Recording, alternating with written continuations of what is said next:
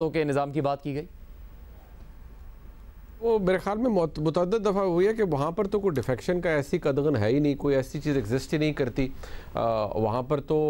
इतना बाशऊर समझा जाता है पार्लियामान के अंदर मौजूद लोगों को, और ना ही उन पर ये इल्ज़ामात लगाए जाते हैं कि आपने पैसे लेकर किसी और को वोट दे दिया। हकीकी मानों में तो अगर देखा जाए तो ये 14वीं तरमीम में इनकॉर्पोरेट किया गया हमारे आइन के अंदर, और फिर इसको परवेज़ मुशर्रफ साहब के वक्त में जब LFO आया, लीगल फ्रेमवर्क ऑर्डर, तो इसकी शक्ल तब्दील की गई, बाद में इसकी शक्ल मज़ीद तब्दील हो गई। बट सवाल यहाँ पर यह है, देखिए दोनों अतराफ़ के जो वकला के दलाइल है, हामिद मीर साहब वहाँ मौजूद थे। खैर जो सच है, असल सच है कि ये हुकूमत किस तरह बनी और किसका दबाव किस पर था, वो आज नहीं तो कल मेरे ख्याल में इसी ट्रांसमिशन में हामिद मीर, अगर किसी और ने नहीं बताया तो हामिद मीर साहब ज़रूर बताएंगे, और मैं उम्मीद करता हूँ कि कभी वो ज़रूर बताएं कि एक्चुअल हुआ क्या था और बैकग्राउंड में क्या था। जहाँ तक ये जो वकला के दलाइल की बात है, मैं इतना ज़रूर कहूँगा, देखिए आज फौरी तौर पर मैं जिसे कहते हैं कि पाँव जलने लग पड़ते हैं। अब जब अली ज़फ़र साहब के सामने हवाला दिया गया इलेक्शन कमीशन के उस फैसले का जिसके तहत उन 25 लोगों को डीसीट किया गया है, तो उन्होंने कहा नहीं, उस फैसले का यहाँ पर इतलाक़ नहीं होता, उसका कोई ताल्लुक़ नहीं है। यहाँ पर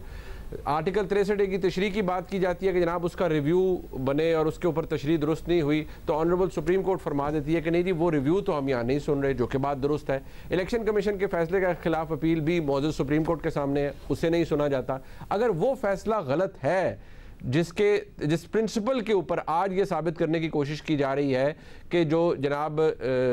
जो पार्लियामेंट्री पार्टी की डायरेक्शन है उसकी अहमियत है और पार्टी हेड की डायरेक्शन नहीं है, तो वहाँ तो क्लियरली सबमिट हुआ है, डॉक्यूमेंट मौजूद है जिसके बेसिस पे उन 25 लोगों को निकाला है। तो फिर तो हमजा शहबाज शरीफ 197 वोटों के साथ वज़ीर आला अभी भी मौजूद है। मसला यहाँ पर यह है कि अगर सवाल का जवाब आना है तो वो सुप्रीम कोर्ट से आना है। अब मौजूद चीफ जस्टिस साहब का इस्तेकाक है, वो समझते हैं और वो चाहें, देखिए मुख्तलिफ तरह के ओपिनियन आ जाते हैं ना। जब उन्होंने खुद फरमाया है और रिपोर्ट हुआ कि हम अभी सलाह मशवरा करेंगे कि हमने ये केस सुनना है या फुल बेंच के सामने जाएगा, तो जब मौजूद जज साहबान सुनते हैं तो ये सवाल आपस में भी करते होंगे यकीनी तौर पर। मैं अज्यूम कर सकता हूँ कि भाई अगर हमने ये रिवायत डाल दी तो फिर तो कल कोई भी अदालत के ऊपर दबाव डाल सकता है, और अगर हमने ये रिवायत ना डाली और मैग्नानिमिटी शो ना की और इसी के साथ आगे चलते रहे, तो